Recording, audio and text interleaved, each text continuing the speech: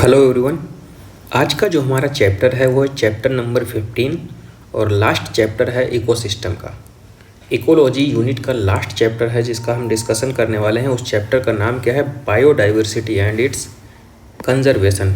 Biodiversity मतलब जीवों में विभिन्नता और उनका हमें कंजर्वेशन कैसे करना है। क्लियर? तो यहाँ पे कुछ देखो, सबसे पहले जिसका डिस्कशन करेंगे हम बायोडाइवर्सिटी, और दूसरा है कि बायोडाइवर्सिटी कंजर्वेशन, हम कंजर्व कैसे करेंगे उनको। क्लियर? तो कुछ स्पीसीज का डाटा दिया गया है तो देख लेते हैं यहाँ पे। जैसे 20,000 स्पीसीज जो हैं एंट्स की हैं और 3 लाख स्पीसीज जो हैं बीटल की, 28,000 स्पीसीज फिशेस की, नियरली 20,000 स्पीसीज जो हैं वो आर्किड की हैं। तो ये वेरिएबिलिटी हमको देखने को मिल रही और साइड में हमने यहाँ पे डिस्क्राइब कर दिया है।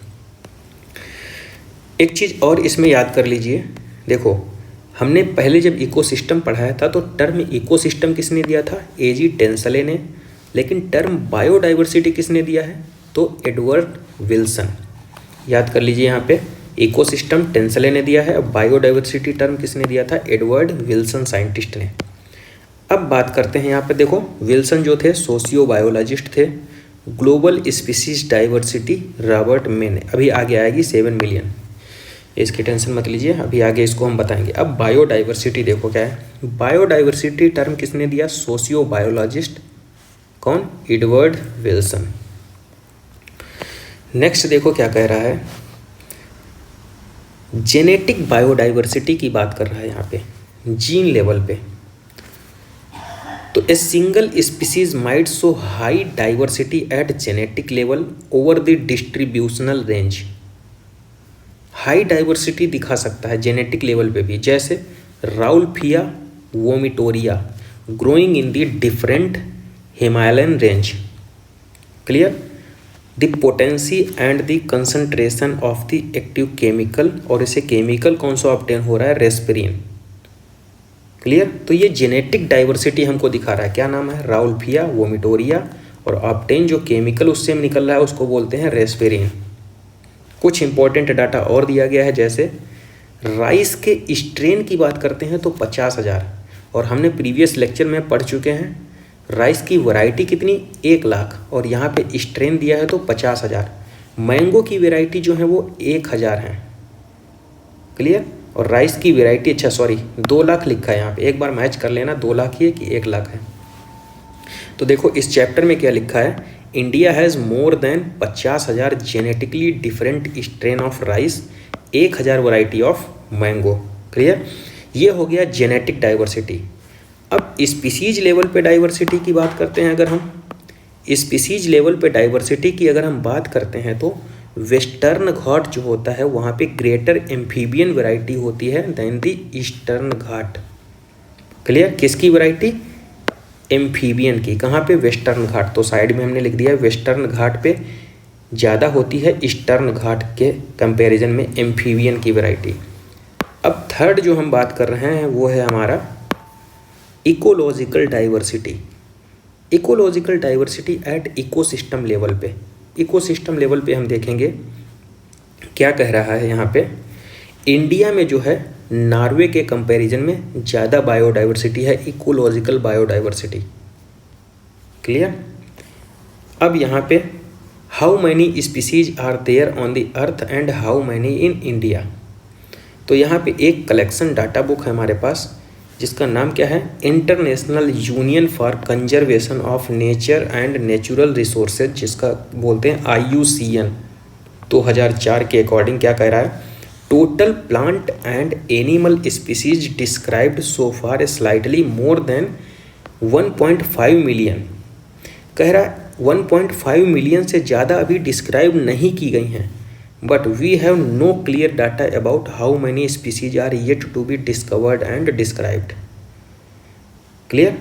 तो अभी पता नहीं कि कितनी डिस्क्राइब होना बाकी है, ये बता रहा है IUCN 2004 के अकॉर्डिंग। नेक्स्ट देखो इसमें क्या कह रहा है,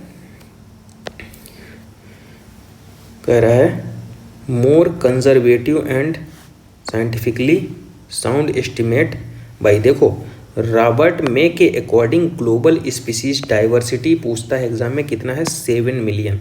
तो याद रखिए ग्लोबल स्पीसीज डाइवर्सिटी रॉबर्ट मे के अकॉर्डिंग कितनी है, 7 मिलियन। ये नीट एग्जाम में पूछ चुका है, क्लियर, ये PYQ आ चुका है।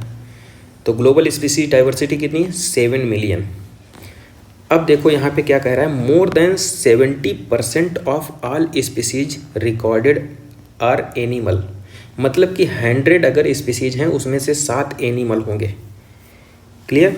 Among the animals insect are the most species rich taxonomic group, और उसमें से भी इंसेक्ट सबसे ज़्यादा होंगे। अगर 10 एनिमल लिया हमने प्लेनेट पे तो 7 इंसेक्ट ही होंगे उसमें से, क्लियर।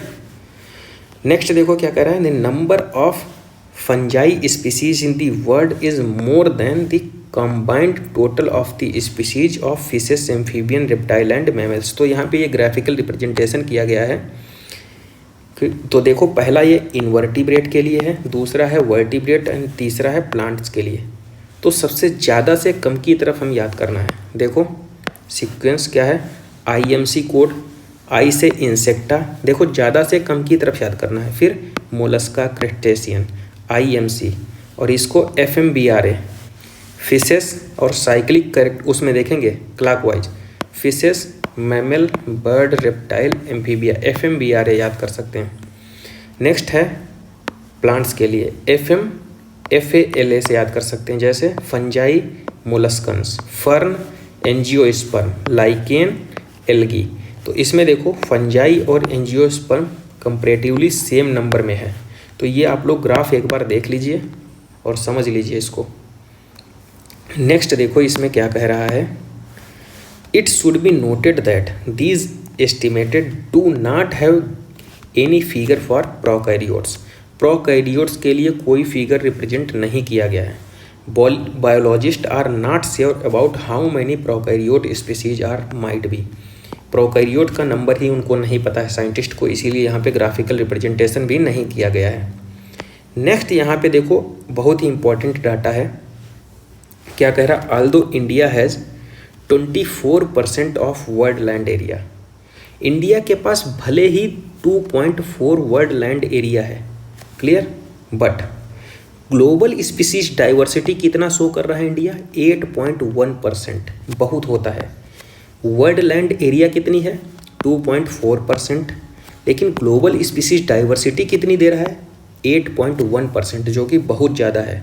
और इसके होते हुए भी देखो क्या लिखा है, that what make our country one of the 12 mega diversity country in the world.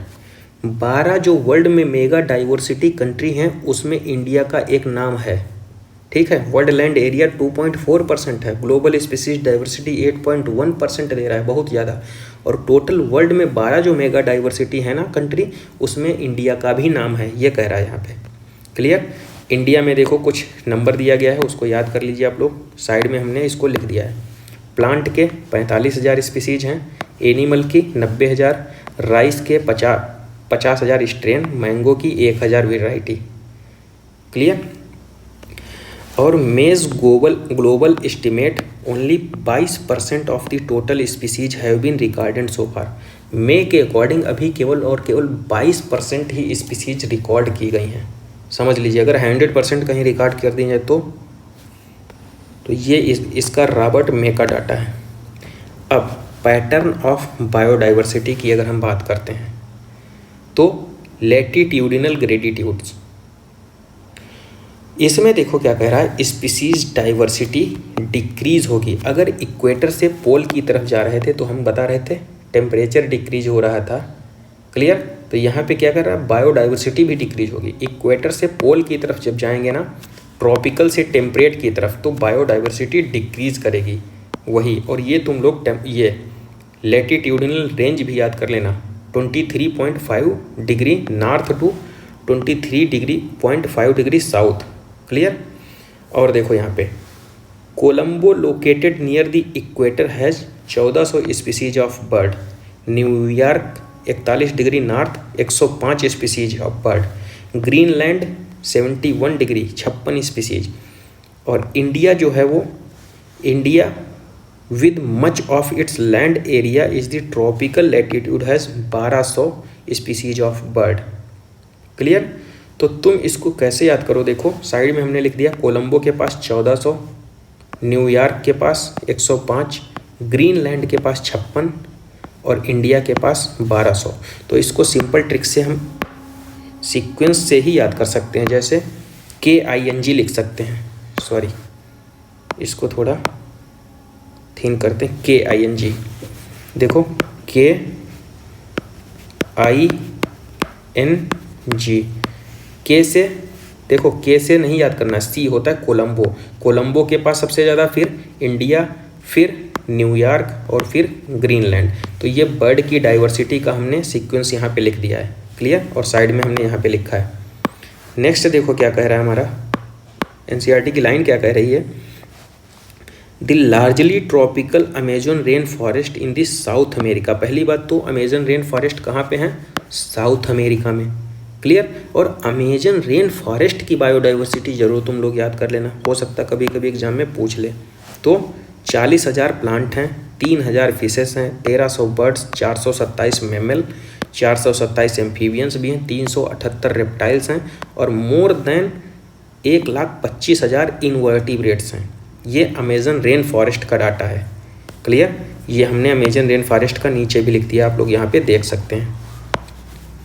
Next अब बात करते हैं हम यहाँ पे constant environment. Such constant environment promote niche specialisation and lead to the greater species diversity. There is more solar energy available in the tropical level which contribute to higher productivity. This is turn might contribute indirectly to greater biodiversity.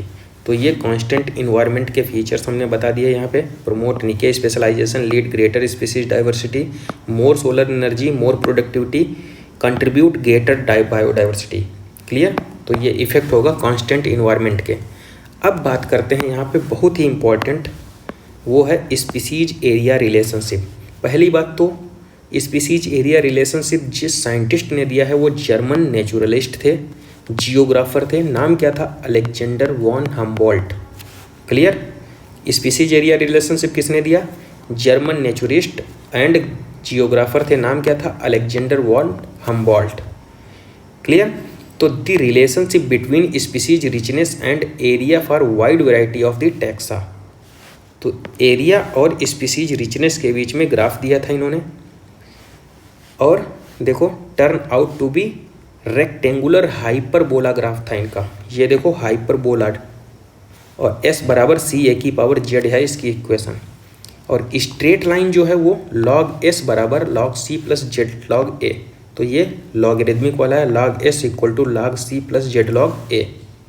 z की value vary कर रही है 0.1 से 0.2 तक, और c इसमें क्या है, इंटरसेप्ट, z क्या है, slope of the line, rectangular regression coefficient, s क्या है, स्पीसीज रिचनेस, a है एरिया, z की वैल्यू कहाँ पे लाई कर रही है, 0.1 टू 0.2। तो ये ग्राफ आप लोग देख सकते हैं। हाइपरबोला के लिए s बराबर c⁴, लॉग के लिए क्या है, log s बराबर log c plus Z log a।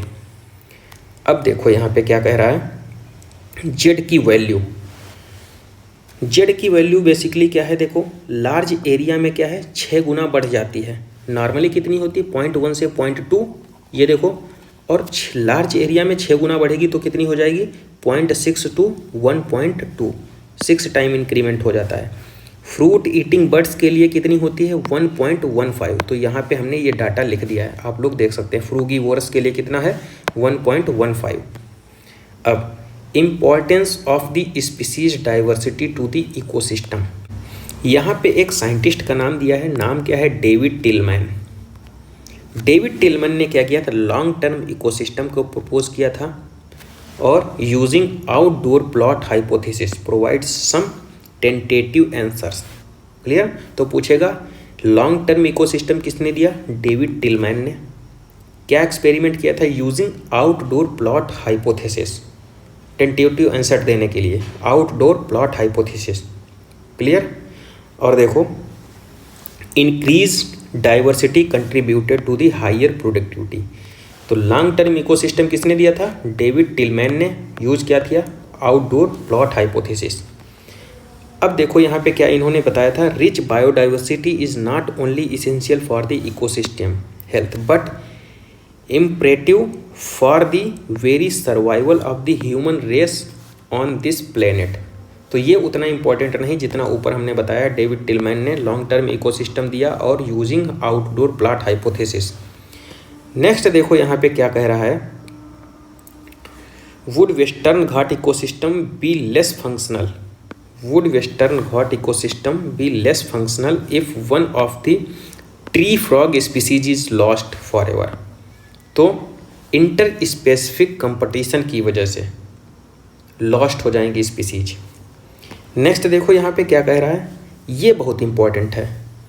Paul अर्लिच Stanford ecologist थे, नाम क्या था, पाउल अर्लिच। इन्होंने क्या दिया था, rivet proper hypothesis. Rivet proper hypothesis, rivet मतलब एक नट बोल्ट जिसकी बात कर रहे हैं, ये रिवेट वही है। इन्होंने किसी भी एरोप्लेन को बता दिया एक इकोसिस्टम और रिवेट को बताया था स्पीसीज, और जो विंग्स में रिवेट लगी होती है ना, उनको क्या बताया था, की स्टोन स्पीसीज। देखो एयरप्लेन को क्या बताया था, इकोसिस्टम, और रिवेट को बताया था स्पीसीज, लेकिन जो उनके विंग्स की स्पीसीज थी ना, वो थी की स्टोन स्पीसीज। एरोप्लेन के अंदर कोई रिवेट हट जाए तो उतना इकोसिस्टम में इफेक्ट नहीं पड़ेगा, लेकिन एक रिवेट अगर उसके विंग की हट गई ना एरोप्लेन की, तो पूरा इकोसिस्टम तबाह हो जाएगा, पूरा प्लेन खत्म हो जाएगा। तो यही इन्होंने बताया था, रिवेट प्रॉपर हाइपोथेसिस किसने दिया था, पाउल अर्लिच ने, स्टैनफोर्ड इकोलॉजिस्ट थे। देखो क्या लिखा, loss of the rivet on the wings की species that drive major ecosystem function obviously a more serious threat to the flight safety than loss of the few rivet on the seat or the windows inside the plane। मतलब seat और Windows से rivet हट जाए तो उतना effect नहीं पड़ेगा, लेकिन अगर एक उसके विंग्स से हट गई रिवेट तो पूरा इकोसिस्टम तबाह हो जाएगा। तो रिवेट प्रॉपर हाइपोथेसिस किसने दिया था, पाउल अर्लिच, जो स्टैनफोर्ड इकोलॉजिस्ट थे। एयरप्लेन को बोला था इकोसिस्टम, रिवेट को बोला था स्पीसीज, और जो रिवेट उसकी विंग्स में होती हैं एरोप्लेन की, उसको बोला था कीस्टोन स्पीसीज। क्लियर। अब देखो बात करते हैं हम लॉस ऑफ बायोडाइवर्सिटी की। लॉस ऑफ बायोडाइवर्सिटी IUCN 2004 के अनुसार रेड डाटा बुक एक्सटेंशन हो चुका है 784 स्पीसीज का, जिसमें 338 स्पीसीज वर्टिब्रेट्स की हैं, 359 स्पीसीज इनवर्टिब्रेट की हैं, 87 जो हैं वो प्लांट की हैं। 500 सालों में इतनी स्पीसीज जो हैं एक्सटिंक्ट हो चुकी हैं। क्लियर। अब देखो यहाँ पे क्या कह रहा है, कुछ एग्जाम्पल दिए गए हैं, जैसे डोडो जो है वो मॉरीशस से एक्सटिंक्ट हुई, क्वागा जो है वो अफ्रीका से, थैलासाइन जो है वो ऑस्ट्रेलिया, स्टेलर काऊ जो है वो रसिया से। और जो आपसे एग्ज़ाम में पूछेगा ना, वो ये पूछता है बाली जवान और कैस्पियन जो है वो टाइगर की क्या है, सब स्पीसीज। वो आपको स्पीसीज देगा, इसको क्या लिखना है, sub species. Sub species of the tiger कौन सी है, बाली जवान और कैस्पियन। तो ये last 20 year alone have witnessed to the disappearance of 27 variety, 27 species ये ख़त्म हो चुकी हैं। क्लियर। तो इसको आप लोग मैचिंग में याद रखिए, dodo Mauritius, quagga Africa, thylacine Australia, Steller cow Russia, और बाली जवान और कैस्पियन जो है वो टाइगर की सब स्पीसीज हैं। क्लियर, याद रखिए सब स्पीसीज, और यही आपसे क्वेश्चन पूछेगा बिल्कुल। नेक्स्ट देखो क्या कह रहा है यहाँ पे, 15,500 इन दी वर्ल्ड फेसिंग थ्रेड। इतनी वैरायटी जो है ना स्पीसीज, वो थ्रेड फेस कर रही हैं पूरे वर्ल्ड में। क्लियर। उसमें से ये वाला बहुत इंपॉर्टेंट क्वेश्चन यहाँ से पूछेगा, एक्सटेंशन की कगार पे जो हैं 12% बर्ड हैं, 23% मैमल, 32% एम्फीबिया और 31% जिम्नोस्पर्म। यहाँ से एक क्वेश्चन जरूर आएगा, इंपॉर्टेंट है। 12% बर्ड हैं, 23% मैमल, 32 एम्फीबियन एंड 31% जिम्नोस्पर्म। तो इसको याद कर लीजिए, ये फिल इन दी ब्लैंक्स में आएगा नंबर। अब यहाँ पे देखो 5 एपिसोड कंप्लीट हो चुके हैं सिक्स्थ एपिसोड जो है वो प्रोग्रेसिव है, और सिक्स जो एपिसोड है ना वो 100 से 1000 टाइम हाई है। इस वाली लाइन में लिखा है। फिफ्थ एपिसोड जो है वो कंप्लीट हो चुके हैं, और सिक्स्थ एक्सटेंशन जो है प्रोग्रेस में है, और उसका रेट कितना है, 100 से 1000 गुना ज़्यादा है। ह्यूमन एक्टिविटी की वजह से, रिस्पॉन्सिबल ह्यूमन ही है फास्टर रेट के लिए एक्सटेंशन के। नेक्स्ट देखो क्या कह रहा है, in general loss of biodiversity. तो कॉज ऑफ बायोडाइवर्सिटी आपसे evil quartet hypothesis, evil quartet hypothesis किससे रिलेटेड है, कॉज ऑफ बायोडाइवर्सिटी लॉस से। तो बायोडाइवर्सिटी लॉस होने के क्या कारण हैं? पहली बात तो हैबिटाट लॉस एंड फ्रेगमेंटेशन। आपसे पूछेगा मेन रीजन क्या है, तो आप क्या बताओगे, हैबिटाट लॉस एंड फ्रेगमेंटेशन जो है मोस्ट इम्पॉर्टेंट फैक्टर है बायोडाइवर्सिटी लॉस का। कैसे? ये कह रहा है देखो, once covering more than 14% of the earth land surface, these rain forest now no cover 6%। पहले 14% हुआ करते थे, अब 6% भी नहीं है। ठीक है, तो मेन कॉज क्या है बायोडाइवर्सिटी लॉस का, हैबिटाट लॉस एंड फर्मेंटेशन। जहाँ पे जो बायोडाइवर्सिटी रहती थी वो हमने उनके हैबिटाट ही छीन लिए, इसीलिए बायोडाइवर्सिटी लॉस होने लगी। दूसरा देखो क्या है, उनको हम क्या कर रहे हैं, देखो अमेजन रेन फॉरेस्ट जो है ना उसको क्या बोलते हैं, लंग्स ऑफ द प्लेनेट। और उनको ख़त्म किस लिए कर रहे हैं, कल्टीवेटिंग सोयाबीन की खेती के लिए, for a conservation to grassland for raising beef cattle. ठीक है, सोयाबीन की खेती कर रहे हैं, कैटल को उनको हम वो उगा रहे हैं। ठीक है, कैटल को हम डेवलप कर रहे हैं चीज़ों के लिए। दूसरा क्या है बायोडाइवर्सिटी लॉस का reason, over exploitation, need turn to greed, ज़रूरत लालच में बदल रही है। जैसे स्टेलर काऊ और पैसेंजर पिजन को हमने ख़त्म कर दिया। नेक्स्ट क्या है हमारा, एलियन स्पीसीज इन्वेशन। नील पर्च जो है इंट्रोड्यूस किया गया था Victoria lake in east Africa में। तो क्या हुआ, 200 स्पीसीज जो थी चिल्ड फिश की वो एक्सटिंक्ट हो गई। नेक्स्ट देखो क्या है, कैरेट ग्रॉस जिसको पार्थेनियम बोलते हैं, lantana and water hyacinth eichhornia, ये इलीगल लाई गई थी कहाँ, illegal introduction of the African cat fish Clarias gariepinus for aquaculture purpose is posing a threat to the indigenous catfish in our river. तो ये एलियन पीस के invasion की वजह से जो हमारी स्पीसीज थी वो भी ख़त्म हो गई, तो बायोडाइवर्सिटी अल्टीमेट लॉस ही हुई। नेक्स्ट देखो क्या है, कोएग्जिस्टेंस। कोएग्जिस्टेंस हम समझाते हैं, जैसे दो लोग एक दूसरे के साथ रह रहे हैं तो क्या सोचते हैं, हम उनके बिना नहीं रह सकते, वो हमारे बिना नहीं रह सकते। अगर ये रियलिटी है तो अगर एक स्पीसीज ख़त्म हुई तो दूसरी ऑटोमेटिक ख़त्म हो जाएगी। तो कोएग्जिस्टेंस की वजह से ऑब्लिगेट रिलेशनशिप क्रिएट होता है ना, तो इससे भी अगर एक स्पीसीज गई तो दूसरी ऑटोमेटिक ख़त्म हो जाएगी। तो ये भी बायोडाइवर्सिटी का लॉस ही ultimate. Clear? Extension of one invariably lead to the extension of the other, यही बता रहे हैं कोएग्जिस्टेंस। अब ये तो लॉस के रीज़न हो गए कि क्यों लॉस हो रही। अब बायोडाइवर्सिटी को कंजर्व क्यों करना है, वाई शुड कंजर्व बायोडाइवर्सिटी, हमें बायोडाइवर्सिटी कंजर्व क्यों करना है भाई। तो देखो बहुत सारे रीज़न हैं, जैसे एक तो है नैरो यूटिलिटेरियन, दूसरा है ब्रॉड यूटिलिटेरियन, और तीसरा है हमारा इथिकल इशू है। उनकी भी अपनी एक इंट्रिंसिक वैल्यू होती है प्लांट की। तो अगर हम नैरो यूटिलिटेरियन की बात करते हैं तो इसमें देखो क्या होता है, डायरेक्ट इकोनॉमिक बेनिफिट मिलते हैं, जैसे सीरियल मिल रहा है, pulses, fruits, fibres, construction material wood हो गया।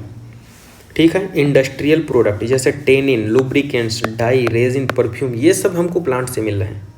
तो ये नैरो यूटिलिटेरियन में आ रहा है। और मोर देन 25% जो ड्रग्स हैं ना वो हमें मार्केट में जो है ना वो प्लांट से ही मिल रहे हैं, डेराइव्ड फ्रॉम दी प्लांट्स। तो ये किस में आ रहा है, narrow utilitarian, direct economic benefit है ये।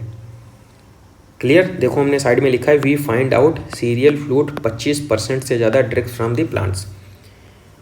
अब देखो यहाँ पे क्या एक चीज़ और लिखा है यहाँ पे, बायो प्रोस्पेक्टिंग। बायो प्रॉस्पेक्टिंग क्या होता है? Exploring molecular genetic and species level diversity for the product of economic importance. तो ये इंपॉर्टेंट लाइन है, इसको याद रखिए। बायो प्रॉस्पेक्टिंग क्या है? नेक्स्ट देखो है ब्रॉड यूटिलिटेरियन, बड़े लेवल पे। तो बड़े लेवल पे क्या है? अमेजन रेन फॉरेस्ट जो है ना, जिसको लंग्स ऑफ द प्लेनेट बोला जाता है, वो 20% जो होता है टोटल ऑक्सीजन देता है अर्थ एटमॉस्फेयर को थ्रू दी फोटोसिंथेसिस। नेक्स्ट क्या है? Pollination, without which plant can not give us fruit. तो पॉलिनेशन के बिना फ्रूट का फॉर्मेशन कुछ हो ही नहीं पाएगा। तो ये ब्रॉड में आते हैं। नेक्स्ट है इथिकल। इथिकल में क्या है?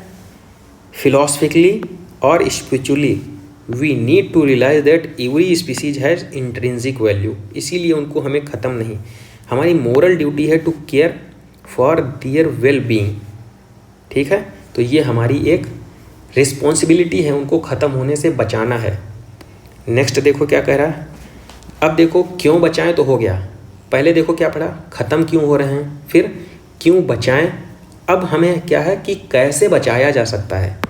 तो देखो ये क्या है point, how do we conserve biodiversity, कैसे बायोडाइवर्सिटी को कंजर्व करें।